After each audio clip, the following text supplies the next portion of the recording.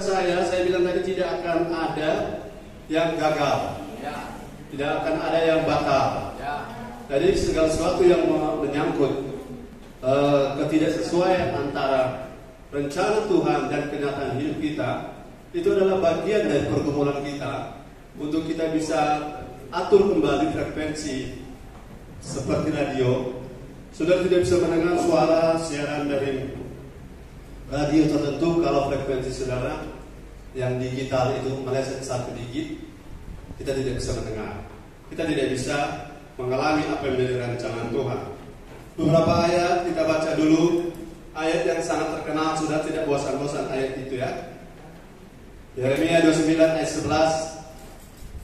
Ayat ini ayat yang sangat terkenal di gereja lokal ini. Yeremia 29 ayat 11. Mari kita berdiri. Saya mohon bantuan doa diri.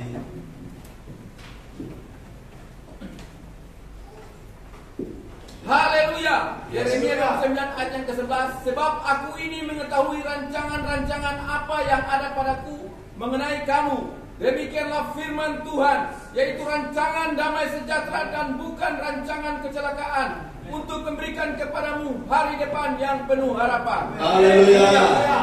Tuhan silakan duduk. Sakit penyakit bukan rencana Tuhan.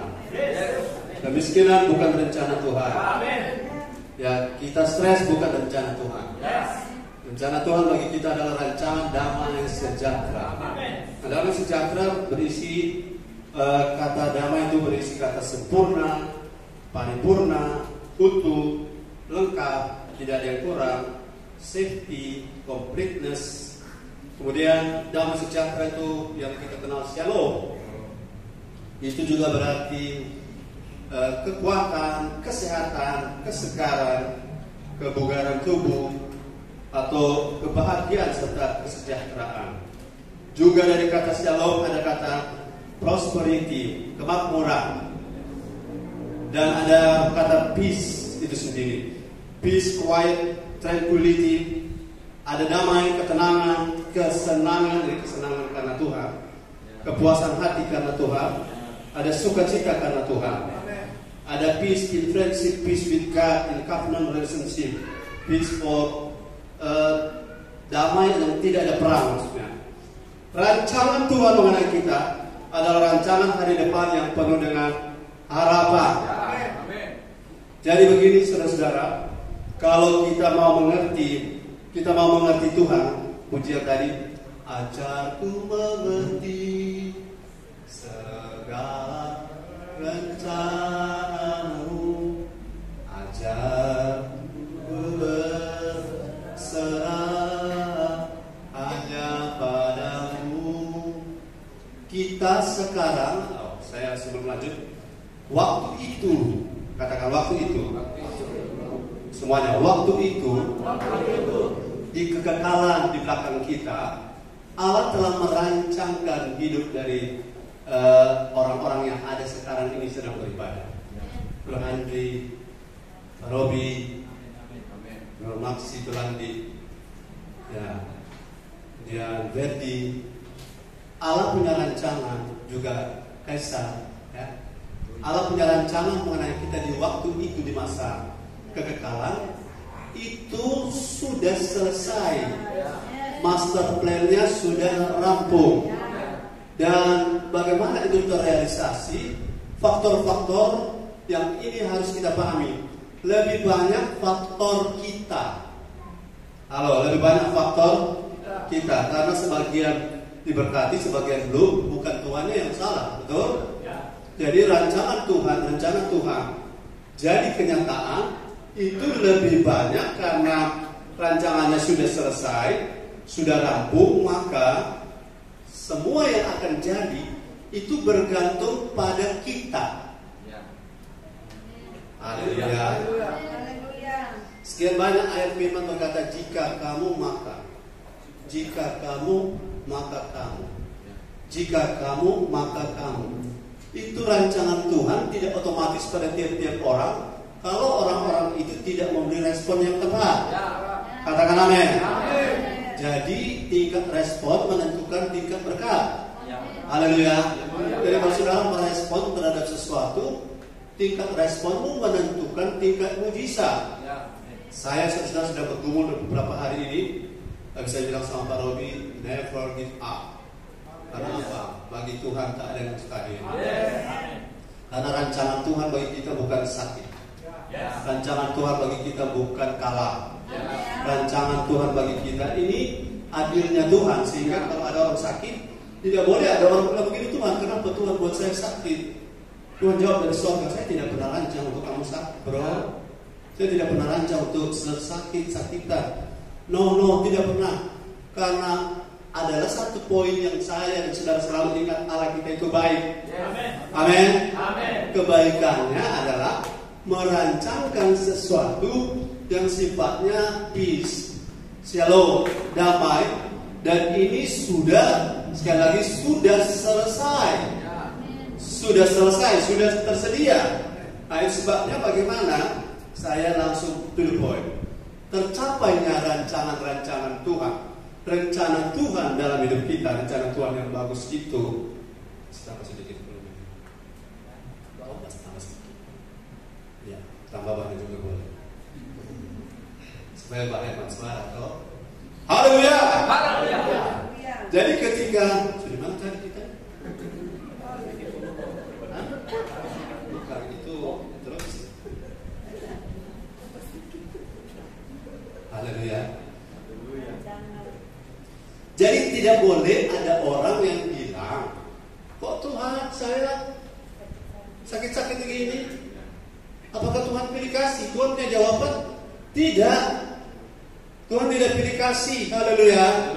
Karena kalau saya daftarkan fasilitas kerajaan Allah tentang saudara hidup sehat, itu banyak sekali. Pertama, oleh bilur-bilur Yesus saudara sudah sembuh. Haleluya. Jika engkau memperhatikan firman, itulah yang akan menyembuhkan tulangmu. Amin. Menyegarkan tulangmu, Amsal pasal 3. Itu kan ayat sudah lama.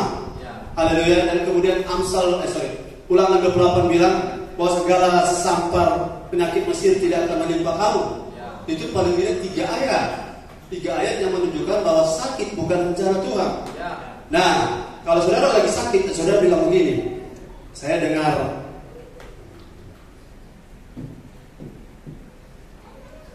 orang-orang gereja tertentu di Eropa, mereka itu tidak percaya mujizat.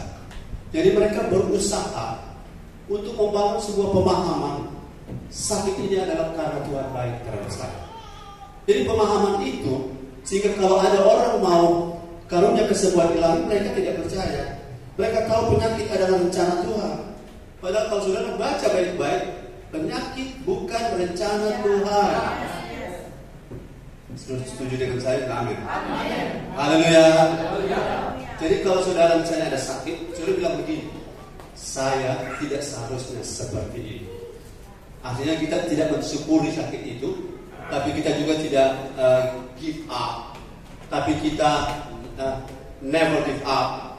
Kita lakukan sesuatu sebagai tanda bahwa kita mau kata setuju.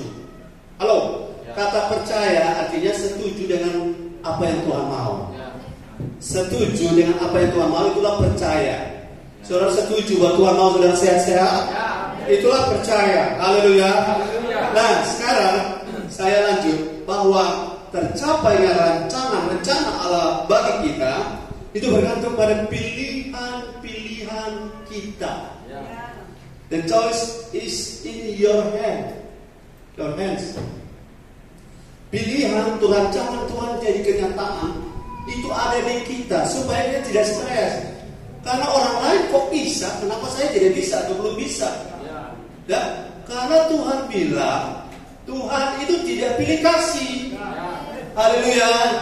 Aku mengasihi semua orang, tapi pilihan-pilihan menentukan apa yang terjadi pada kita secara personal, secara pribadi. Itu tergantung pilihan-pilihan kita. Kalau jangan dengar kata orang, bro, sakit-sakit itu bagian dari rencana Tuhan. Karena dengan sakit orang tahu bersyukur. Bukan, tidak tunggu sakit orang mau bersyukur. Tidak tunggu pope menuju atau orang bersyukur. Kemudian ada orang mengatakan begini, bahwa dia saya miskin di bumi, yang penting kaya di surga. Haleluya. kelihatannya rohani, tapi sebenarnya bukan itu rencana Tuhan. Masa Tuhan kita yang kaya punya rencana kita hidup miskin? Nggak adil dong, nggak cocok. Orang tua kita kaya, tapi orang tua berdoa. Nah, Papa berdoa, Papa punya doi. Papa berdoa, anakku yang Papa cintai, semoga kamu miskin terus. Papa bagaimana itu? Setuju dengan saya? Halo. Haleluya. Kita lupa ada pemakaran yang cuma 2 orang sih. Haleluya. Haleluya. Ini yang namanya naik level, next level, menjadi renewed mind, pikiran yang diubahkan tentang Tuhan. Amin. Kita tidak salah paham dengan Tuhan. Kalau kita salah paham dengan Tuhan, kita tidak bisa action, kita tidak bisa eksekusi, maksudnya apa-apa yang Tuhan sudah rancang mengenai kita. Haleluya. Dan yang pertama adalah kita harus pilih supaya rancangan Tuhan jadi kenyataan. Kita harus pilih percaya pada rencana Allah atau percaya kepada rencana iblis. Haleluya. Saudara mau rancangan Tuhan jadi kenyataan? Amin. Iblis bisa pakai temanmu, iblis bisa pakai tetanggamu, iblis bisa pakai rekan kerjamu untuk mengatakan apa-apa ya sudahlah, terimalah, memang sudah nasib begini. Tidak, itu kata-kata iblis. Mari kita lihat, saudara mau dengar Tuhan atau dengar iblis? Yohanes 10 ayat 10. Ayat ini sangat terkenal. Ayat 10 Yohanes 10. Haleluya. Firman Tuhan Yohanes 10 ayat yang ke-10. Pencuri datang hanya untuk mencuri dan membunuh dan membinasakan. Aku datang supaya mereka mempunyai hidup dan mempunyainya dalam segala kelimpahan. Yes. Haleluya. Mencuri adalah persentase daripada iblis. Dia akan datang untuk mencuri, membunuh dan membinasakan. Apa yang dia curi? Imanmu. Apa yang dia bunuh? Rohmu. Apa yang dia binasakan? Apa yang sudah dirancang oleh Tuhan tentang hidup kita akan dihancurkan. Tapi Tuhan Yesus datang supaya mereka yang menerima Yesus yang sudah lahir baru mempunyai hidup. Katakan amin. Amin. Hidup ini kata yang lain adalah zoe, dan mempunyainya dalam segala kelimpahan. Katakan amin. Amin. Jadi pilih apa saudara sekarang hari ini? Saya pilih percaya pada apa? Pada Tuhan. Karena fakta-fakta itu tidak selalu sesuai harapan. Tapi kalau saya percaya, karena kita harus belajar untuk melihat apa yang tidak kelihatan daripada apa yang kelihatan. Kalau kemampuan saudara melihat apa yang tak kelihatan itu tajam, maka yang kelihatan itu tidak akan mempengaruhi saudara. Saudara bisa melihat orang cemberut dengan saudara, tapi saudara bisa melihat sesuatu di balik itu lebih tajam karena saudara tahu bahwa ada rencana Tuhan untuk orang-orang seperti itu. Haleluya. Jadi yang pertama, rancangan Tuhan jadi kenyataan itu dia punya tema besar, tergantung pilihan ya. Tergantung pilihan. Jadi yang pertama, pilih percaya pada rencana Tuhan atau pilih percaya pada rencana Tuhan mengenai kita, atau pilih percaya kepada rencana iblis mengenai hidup saudara dan saya. Sudah jelas ayat ini mengatakan iblis punya rencana, walaupun dia saudara, iblis itu sama dia ular. Betul ya? Iblis sama dia ular. Saudara pernah lihat kapan ular itu train? Selama dia hidup atau mati tetap kecuali makan linggis. Kalau dia train, apapun yang baik dari iblis, dia tidak pernah punya tujuan baik untuk kita. Hanya Tuhan yang akan memberikan hidup yang sebenarnya. Hanya Yesus. Sehingga kalau kita pilih untuk percaya pada Yesus, pilih percaya pada rancangan Yesus, inilah yang akan membuat rancangan Tuhan jadi kenyataan. Haleluya. Karena kalau kita percaya pada iblis, kita berharap rancangan Tuhan jadi kenyataan. Tapi kita lebih percaya pada kata iblis. Yesus sudah pernah, iblis bilang, kalau kau anak Allah, jadikanlah batu ini jadi roti pakai moka. Saudara, kata-kata iblis kan menantang. Iblis kan dia tahu kita adalah anak Allah. Kan iblis tahu dia anak Allah, cuma dia mau tes. Kalau kau anak Allah, jadikanlah batu ini jadi roti. Kita kan sering bercanda. Jangankan batu ini jadi roti. Iblis menjadi roti, bisa. Setuju dengan saya katakan amin? Jadi kalau saudara mau mendengar kata iblis pakai lagi ayat yang kedua. Kau jatuhkan dirimu dari hubungan baik Allah, kan ada tertulis malaikat akan menatang engkau. Engkau tidak akan terantum dan tidak akan luka. Yesus bilang, iya, tapi firman bilang, jangan kamu mencobai Tuhan Allah. Apa yang iblis bilang, walaupun dia pakai ayat. Saudara, saya bercakap-cakap dengan kakak saya, kakak Koni Nopo.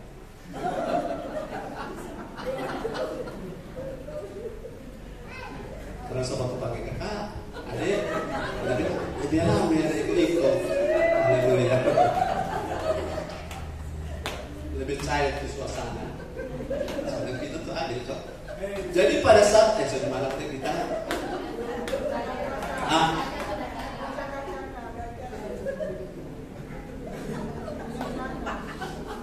itu kok ada keluar, semangat kabarnya. Haleluya. Jadi pada saat saudara-saudara percaya kepada iblis, iblis itu punya kata-kata. Saya bilang tadi, saya sudah bisa kembali. Ada orang yang sakit parah, dia tidak mau ke pendeta, dia pergi kepada pendoa-pendoa yang tidak jelas. Pendoa-pendoa mulai bicara ini itu. Saudara-saudara, pendoa-pendoa, ciri-ciri pendoa yang tidak akurat adalah dia tidak pernah tegur suruh punya dosa. Ciri-cirinya dia tidak pernah tegur suruh punya dosa. Dia pasti akan mengucapkan kalimat-kalimat indah. Saya kasih tahu saudara, meskipun ayat Alkitab, tapi kalau iblis yang pakai, itu tidak boleh kita dengar. Haleluya. Bukankah daging itu, roh itu kuat daging mama? Itu kan ayat sering dipakai toh. Roh kita kuat bro, tapi orang ini masih daging. Coba peleto ini masih daging. Jadi maksudnya ikut dulu pula orang keadaan masih begini. No, itu kata iblis. Itu nasihat iblis. Kalau kita berharap rancangan Tuhan jadi kenyataan, kita tidak boleh percaya kepada apa kata iblis. Tidak boleh percaya pada apa yang iblis sampaikan. Iblis tiap hari berkhotbah. Saudara, di YouTube banyak sekali orang berdebat sini, berdebat sana, segala yang aneh-aneh untuk mengejar subscriber. Dengan aneh-aneh muncul, dan orang Kristen banyak saya lihat masuk di situ, terputar-putar, saudara. Kenapa? Kita harus lebih tertarik kepada apa kata Tuhan untuk terjadinya, tercapainya rancangan Tuhan, daripada apa yang datangnya dari perdebatan dan diskusi-diskusi yang tidak ada ujungnya. Saya sering diundang untuk berdiskusi dengan ujungnya, hasilnya apa. Kalau kita cuma kelihatan lebih pintar, tidak ada gunanya, toh. Haleluya. Jadi saudara-saudara, saya sebelum lanjut, saya ingin jelaskan sebuah kalimat sederhana. Belief system adalah jalan menuju saudara mengalami rancangan Tuhan atau rancangan iblis. Begini, belief system itu begini. Belief atau percaya. Kalau saudara beriman, iman bahasa Inggrisnya apa? Faith. Kemudian takut, bahasa Inggrisnya fear. Nah, belief system itu orang yang beriman itu percaya, tapi arahnya kepada Yesus. Tapi orang yang takut juga percaya, tapi arahnya kepada iblis. Jadi belief sistemmu mempengaruhi apa yang akan terjadi padamu. Haleluya. Belief sistem itu begini. Medis bilang begini. Tapi Tuhan bilang kamu sudah sembuh. Haleluya. Kamu sudah sehat. Nah sekarang obat itu baik, tapi obat tidak lebih tinggi dari darah Yesus, dari bilur Yesus. Haleluya. Karena ada banyak pengalaman orang-orang tanpa konsumsi obat sembuh. Karena apa? Belief sistemnya. Belief sistem orang yang khawatir, cemas, takut, itu sebenarnya sedang mempercayai sesuatu. Tapi yang dia percayai bukan Tuhan. Halo, yang takut asam lambung itu adalah akibat dari belief system yang salah. Katakan amin. Belief sistemmu ke arah mana? atau pola cara metode percaya ke arah mana. Kita orang mesti percaya, mengerti tidak mengerti, katakan mengerti tidak mengerti. Kalau apa yang Tuhan bilang, orang bilang amin. Ya ulangi, percaya saja. Mengerti tidak mengerti, apa yang Tuhan bilang, kita bilang amin. Begitu, karena roh kita bisa menerimanya, jiwa kita yang diskusi. Masa iya. Ini kenyataannya begini, bro, gembala, orang PK dan kasih mau bilang apa? Begini kenyataan, itu fakta. Kita bukan hidup karena melihat, tapi kita hidup karena percaya. Haleluya. Jadi fakta bukanlah kebenaran. Karena kebenaran bisa mengubah fakta. Jadi masalahmu yang engkau rasa sudah tidak bisa ada jalan keluar, siapa lawan Tuhan? Kalau Tuhan turun tangan, kalau Tuhan bekerja, kalau Tuhan buka jalan. Orang bilang kamu tidak punya apa-apa. Ya, tapi kalau kamu punya Tuhan, itu cuma soal waktu kamu bisa punya apa-apa. Haleluya. Jadi kalau saudara sakit, jangan menyerah. Never give up. Jadi nggak berani, never give up. Kenapa? Itu mempengaruhi belief sistemmu. Aduh, saudara-saudara, janganlah murung-murung, khawatir, cemas, ragu-ragu. Apa yang tidak terjadi mungkin belum waktunya kalau belum tercapai. Haleluya. Ada banyak yang saya buat, saya kerjakan. Banyak sekali saya buat. Istri saya bilang memang di satu ini. Saya bilang memang begini loh tapi hidup. Tapi ada banyak, ada 10 rencana. Cuma 3 yang jadi, 7 yang jadi. Bagi saya no problem. Sebab kemudian Tuhan bisa buka 7 itu pada waktunya Tuhan. Itu 3 jadi. Haleluya. Nah, apa yang akan terjadi? Apa yang dulunya tidak mungkin, tidak pernah, tidak ada bakat, tidak ada talenta. Malah saudara bersuara, ada black talkie, black lebih merdu atau lebih suara. Tapi kalau Tuhan beracara, Tuhan bekerja, Tuhan buka jalan. Segala sesuatu yang orang bilang, sekali lagi, belief system, katakan belief system. Belief system itu orang selalu bilang tidak mungkin, bro. Tidak mungkin, sis. Bahasa yang agak sarkas, tunggu babi naik kelapa. Kelapa rubunan. Bisa kan? Jadi apabila saudara-saudara berpikir dengan belief system yang salah, maka rancangan Tuhan tidak bisa jadi kenyataan. Jadi apa yang harus kita rubah? Belief system kita. Bagi Tuhan kan tak ada yang mustahil. Tapi bukan cuma itu, bagi orang yang percaya juga tidak ada yang mustahil. Maka juga kurang tepatan di situ. Karena juga artinya kurang tambah sedikit. Memang faktanya bagi Tuhan tidak ada yang mustahil. Tapi bagi orang yang percaya tidak ada yang mustahil. Itu 2 hal. Kenapa? Karena rancangan Tuhan bagi kita bukan kegagalan, bukan kecelakaan, bukan kebangkrutan, bukan masalah, tapi rencana Tuhan. Saya sedikit masuk untuk ingatkan saudara. Masalah tidak mendewasakan kita. Ulangi, masalah tidak mendewasakan kita. Saya sudah dengar banyak khotbah, saudara-saudara, saya banyak masalah dan akhirnya saya makin dewasa. Dewasa yang sebenarnya adalah firman dan Roh Kudus yang kita makan berlimpah-limpah. Itu roh kita jadi besar. Dan jiwa kita, alam bawah sadar kita lupa, tapi kita mulai transformasi. Apa yang 6 bulan lalu saya tidak kuat menghandle, sekarang bisa. Karena firman mentransformasi. Haleluya. Saya bagi firman, saudara, saya juga dengar firman dan saya tertransformasi oleh firman itu. Dan saya yakin bagi Tuhan tak ada yang mustahil. Dan bagi kita yang percaya tidak ada yang mustahil. Oke, haleluya.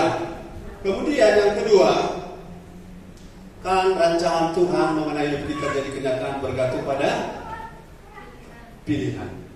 Jangan sampai saudara lupa. Rancangan Tuhan jadi dalam hidup kita bergantung kepada pilihan-pilihan kita. Apa yang kau pilih? Kau pilih merajut. Sudah kalau merajut itu rugi. Pas mau makan dia merajut. Kata dia balik so habis. Pas suruh merajut. Yang hari Sabtu kalau habis 2 puasa makan semua, jangan pulang. Amin. Haleluya, kecuali nggak cukup. Haleluya. Apa yang kau pilih akan berdampak pada hidupmu sendiri, bukan pada orang lain. Walaupun orang lain juga akan kena dampak, tapi terutama akan terdampak pada dirimu. Saya memilih untuk kuat dan Roh Kudus akan beri saya kekuatan. Saya memilih untuk maju dan Roh Kudus akan beri saya tenaga. Dan saya memilih untuk bergantung pada Bapa di sorga dan menjadi seperti Kristus, maka Roh Kudus menolong saya. Dan pertolongan ini supranatural. Karena supranatural itu begini. Saudara punya baterai habis, tapi tiba-tiba menyala. Itu supranatural. Lampu mati, habis token. Oh, tiba-tiba dia menyala. Itu supranatural. Haleluya. Supranatural itu kalau saudara lagi kelaparan, ada burung-burung Tuhan bawa makanan. Supranaturalnya begini. Waktu Elia di masa itu kelaparan, seluruh Israel kan kelaparan, tidak ada makanan di mana-mana. Kok bisa ada burung gagak tiap pagi sore bawa daging dan roti? Saya sudah pernah cerita. Kemungkinan besar ini roti dan daging dari Raja Ahab dapur. Karena satu-satunya masih ada cadangan makanan, pasti raja. Jadi itu burung gagak masuk tiap pagi di dapur, ongkoki baku dusu demo, sordo, upah, tetap. Kalau Tuhan yang beracara, burung gagak dapat satu bon dia bawa untuk Elia. Itu luar biasa. Tapi luar biasa ada satu lagi, burung gagak itu, sedang orang punya dia ambil apa yang sudah di mulut. Dia tidak makan. Itu satu hal yang supranatural. Jadi jangan merebut berkat. Ada Tuhan sudah sediakan. Yang penting pilihanmu harus benar. Jadi ketika saudara Elia diberi makan, saya perkirakan dia 1 tahun di situ. Pagi sore 365 kali 2, 730 hari. 730 kali burung gagak. Dan tahu burung gagak yang sama atau burung gagak yang ganti-ganti? Kalau ganti-ganti lebih ajaib lagi. Ya toh? Karena burung gagak yang satu gede. Kita sekolah satu minggu terkerjakan kan. Bagi Tuhan tak ada mustahil. Jangan harap manusia. Harap Tuhan saja. Karena Tuhan akan buka jalan, buka pintu berkat. Yang paling pasti adalah saudara, jangan pernah salah pilih. Yang kedua, kita harus pilih. Saya sudah bilang tadi belief system. Sudah bisa mengerti belief system. Beriman dan takut sama-sama adalah belief. Tapi belief untuk beriman objeknya Tuhan, dan takut adalah sudah percaya tapi objeknya adalah masalah iblis yang kau percaya. Jadi jangan takut. Tuhan bilang 365 kali dari kita jangan takut. Karena Tuhan mau tiap hari kita hidup tanpa takut. Haleluya.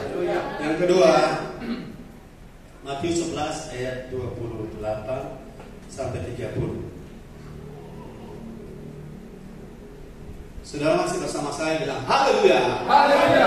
Yes. Firman Tuhan Matius 11 ayat yang ke-28, marilah kepadaku semua yang letih lesu dan beban berat, aku akan memberi kelegaan kepadamu. Ayat yang ke-9, pikulah kuk yang kupasang dan belajarlah padaku, karena aku lemah lembut dan rendah hati, dan jiwamu akan mendapat ketenangan. Ayat yang ke-30, sebab kuk yang kupasang itu enak dan bebanku pun ringan. Haleluya.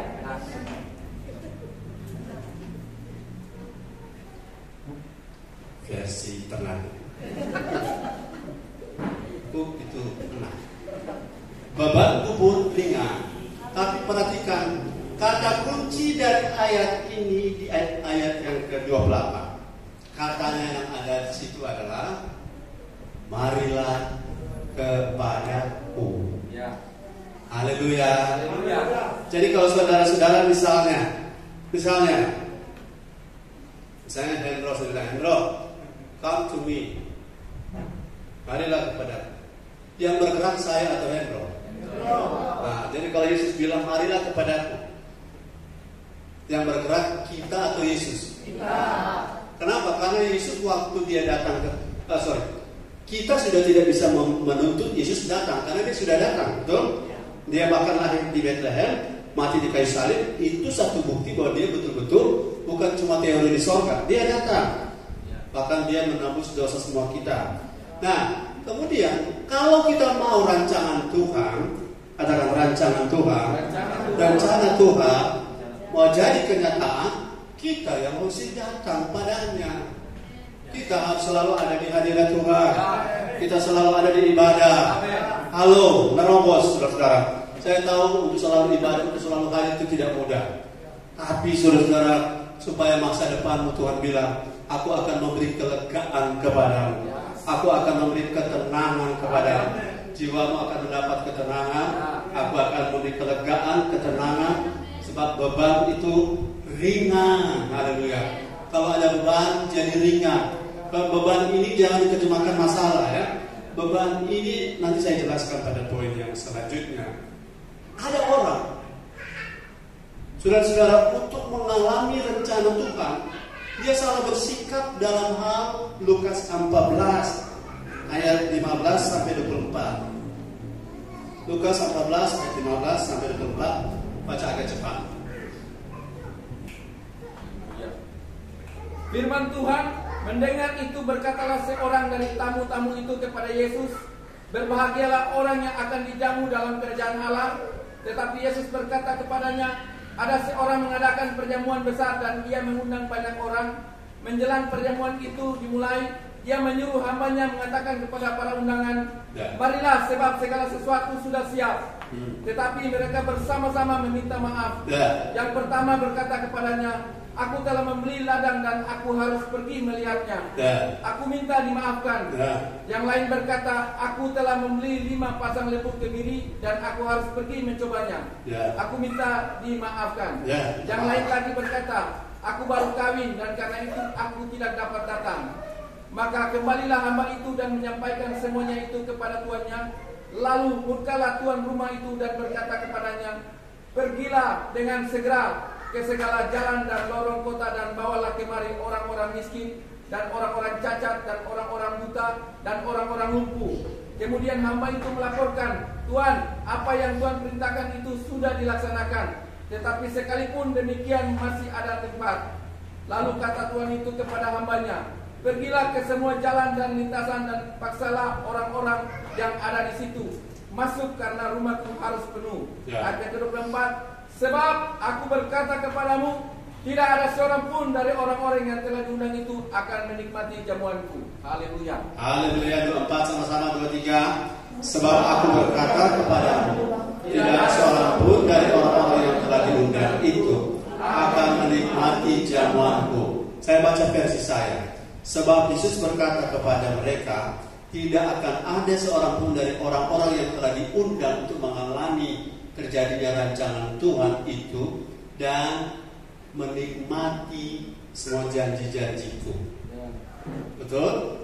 Sekarang, saudara boleh bantu saya ayat 24 ini, kenapa tidak bisa menikmati jamuan Tuhan? Jawabannya kenapa? Ya, tidak datang karena apa? Ada kata DALIH, dali. Ada yang baru di kebun, kemudian ada yang baru di lembu sapi, ada yang baru kawin. Nah, saudara-saudara, untuk kita mengalami Tuhan, kita tidak bisa mengenali Tuhan karena Tuhan datang sudah. Tuhan menembus kita, dia sudah datang, amin. Dia sudah menembus kita dan dia datang. Saudara, sama seperti kita berubah menjadi semut, kemudian kita disiksa oleh semut-semut, ya. Dan itu, saudara-saudara, sudah terjadi. Tapi untuk apa yang Yesus telah sediakan untuk kita di masa depan, kita yang harus bergerak datang padanya selalu. Katakan selalu. Saudara, saya berdiskusi dengan kakak saya. Saya berdiskusi begini, kenapa kalau orang-orang suka kasih petunjuk, suka kasih info, kasih apa, tidak seperti yang orang harapkan. Baru kami simpulkan, orang kalau rohnya belum berubah, kalau rohnya tidak bertumbuh, dia akan merasa berat karena Kalau memang hati tidak connect, akan selalu ada dari. Dan saya yakin ini tidak bisa kita yang ubah. Hanya Roh Kudus yang bisa ubah. Saya rindu satu waktu punya jemaat atau punya pelayanan di mana jemaatnya melayani dengan sukarela, melayani dengan sukacita, melayani tanpa dalih. Dan itu terjadi cuma karena jamahan Roh Kudus. Kita kan sering menyanyi, jamalah, ubahlah kami Bapa. Yang diubah itu bahwa kita yang punya niat dari dalam. Kami gembala punya tugas seperti polantas. Bro, itu forbidden. Jangan masuk situ. Itu cuma mengingatkan. Tapi itu forbidden itu ada di situ. Tapi kita, kalau memang cuma gara-gara polisi ada di situ, orang yang masuk tuh dilarang masuk. Pas polisinya nggak ada, orang masuk. Betul? Jadi kami tidak mau jadi polisi. Kami mau jadi orang tua rohani.